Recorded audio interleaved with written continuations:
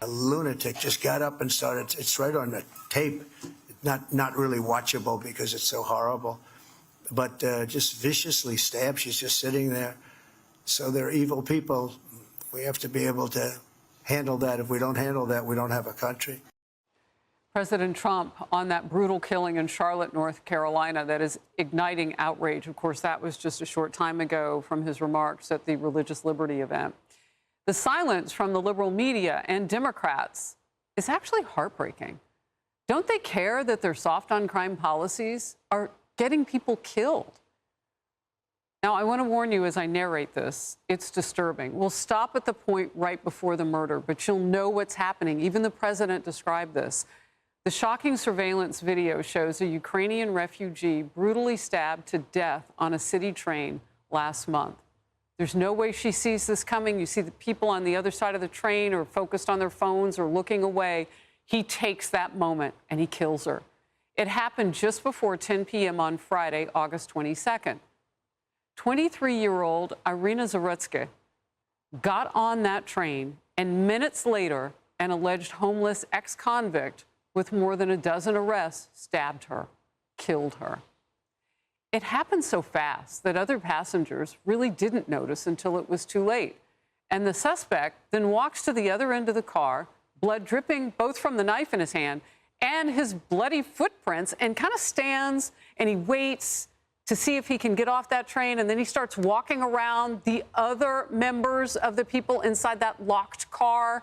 He's near them. Lord only knows what he could have done. Hey, everyone. Today's story is deeply disturbing and tragic. It's about a brutal killing in Charlotte, North Carolina, and how the media and political leaders have responded, or in some cases, failed to respond. I'll walk you through it step by step. Finally, he got off at the next stop. Police identified 35-year-old DeCarlos Brown as that suspect. He has a lengthy criminal history, are we shocked? Including 14 arrests on charges like armed robbery, assault, and making threats. The city's Democratic mayor is facing backlash for thanking media partners. We're supposed to act independently. Well, they're not journalists, whoever those partners are. And then she thanks community members who have, quote unquote, chosen not to repost or share the footage out of respect for Irina's family. Cheryl, this is more than heartbreaking. It's disgusting. And we want more of that footage. We don't own it. But as you can tell, I've watched it all. It's about 8 minutes long. And what's in that video, we do need to see. We do need to know. I've watched the full video as well. It is disturbing. And that suspect arrested 14 times, horrific. But there's more to this story that keeps happening. First off, the mayor saying that we need more police. You don't need more police. You need to keep a person in jail that was arrested 14 times. Why was this person free? Number one, that's a failure, I think, on the mayor herself. The other thing, too, is I found GoFundMes were actually created for the suspect to raise money for him. And then, get this, on a couple of the pages, they've been pulled down, thank God. One of the fundraisers. While what happened was a tragedy, we mustn't lose sight of the fact that DeCarlos Brown Jr. was failed categorically by the judicial system and the mental health services. He's not entirely to blame. Another said, let's fight against the racism and bias against our people, in the fundraiser for this suspect. It just shows the worst of humanity, this whole story, and the disregard for her family. That was former President Trump reacting to the shocking murder. But let's talk about what actually happened that night on the train. A 23-year-old Ukrainian refugee, Irene, was viciously attacked on a Charlotte City train. The suspect, Carlos Brown, had more than 14 prior arrests, yet he was still free. This tragedy could have been prevented. Jeremy, that is so patently offensive. Our people? Our people? You mean fellow killers? I mean, are they invoking race into this whole thing? Yeah. He got up, took something out of his pocket, and killed somebody on camera. Probably didn't realize it was all caught on camera. Yeah, I mean, it is so disturbing, the footage. And what's really disturbing to me is you have a leader of a major city, Charlotte, which I spent a lot of time in Charlotte. I have a lot of friends that live there with young kids. A lot of people living in fear now, wondering, can I get on the train safely? And her knee-jerk reaction is to say, well, thank you for just not spreading this video any farther. We don't want anybody else to see this. Whereas when you see all sorts of, usually when you have situations involving police, shooting someone unarmed. Well, there's, release the video as far and wide as it can go. Make sure we send this video out and everyone can see. And there's all this outrage. But here, we see this, especially on the legacy media's part, we don't really want to talk about this. Why? Why do you think that is? It doesn't fit their predetermined narrative. They have a predetermined narrative about what they want to say about the United States, and they don't want, watch this, Republicans to get a win out of this. So they think politics. They don't want, President Trump cracking down on crime. They don't want anything to fuel what all of us know to be true about crime. And to me, it's sad that you have people, you could watch a video that gruesome, and your reaction is, oh, we don't want the Republicans to get a win. I mean, it's disturbing and very frustrating for all. We've seen liberals, though, ask for more of it. Look at Daniel Penny. He was locked in a subway car with a man who was losing his mind and threatening people around, and he moved to protect the citizens around him. And everybody wanted more video of that. Well, did he do it for the right reasons, and so on and so forth? I want to get to this real quickly.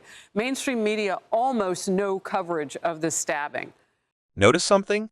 Major outlets like the New York Times, Washington Post, NPR, and BBC didn't even cover this story.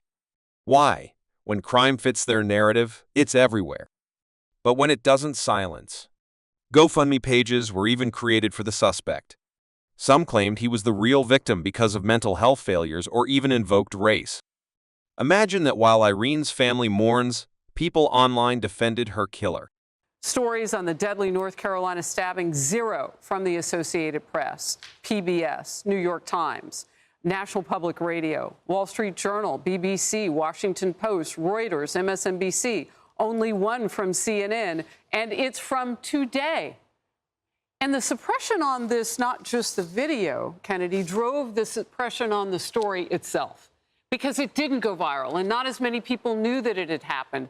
And that's why we are this far beyond August 22nd and just now talking about this. Yeah, and it's one of those videos that is so shocking. It's galvanizing to people because they want to feel safe in their cities. It's also tragic for this young woman who fled Ukraine for a better life, got to the United States, and, probably felt like I'm safe. I'm somewhere where I feel I am protected and can thrive and flourish. And how many of those people who have seen the video but have withheld the stories and, decided in editorial meetings not to broadcast it, possibly for political reasons? To Jeremy's point, how many of those people have Ukrainian flags on their social media pages?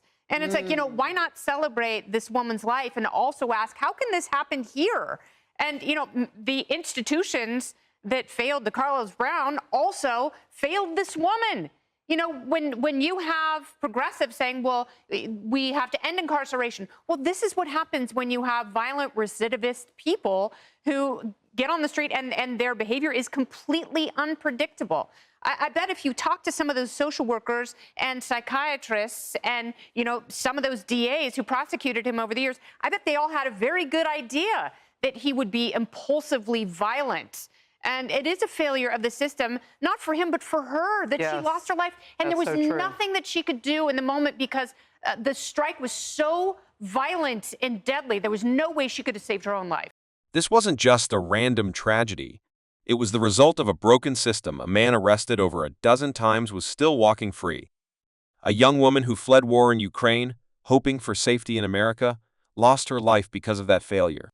Well, and he's 34 years old, so all that past is not like under seal or anything. It's all gettable, and if people are doing their jobs, they're looking at all that reports, especially after that many arrests. I want to take a look at this. It's a local Charlotte reporter on City Council cake break. Can we look at this? Local Charlotte reporter posts this. The Charlotte City Council took a cake break before they began discussing that fatal stabbing. What in the actual is happening right now? I don't know whether to be more enraged at the city council, the Democratic politicians, or the media. But when I looked at those pictures that you had up there, the 13 pictures of DeCarlos Brown, I didn't just see 13 mugshots. I didn't just see 13 deranged killers, allegedly. I saw 13 opportunities to stop him that went unanswered. This guy went to prison. You see his images there. He went to prison for 5 years on another offense. He gets out. Within 1 year of being out, he assaults his sister Within 1 year, 2024, he had 3 encounters with police officers. And then his mother, who was approached by a local reporter named Joe Bruno, she involuntarily committed him, kicked him out of her house. And here's a quote she gave this local reporter. Brown's mom says that the court should have never let her son be out in the community knowing he had a mental health issue and previous arrests. This beautiful woman in her pizzeria outfit at 9:45 p.m. on a Friday night on a train should still be here today. She is not. You failed, and you failed, New York Times, because I'm on your website now. Still no story. Nothing. Yeah, she survived a war zone in Ukraine and couldn't survive a light train ride in America, Charlotte, North Carolina specifically. If we don't start holding leaders accountable, and if we keep letting politics decide which crimes get covered, we're going to see more lives destroyed.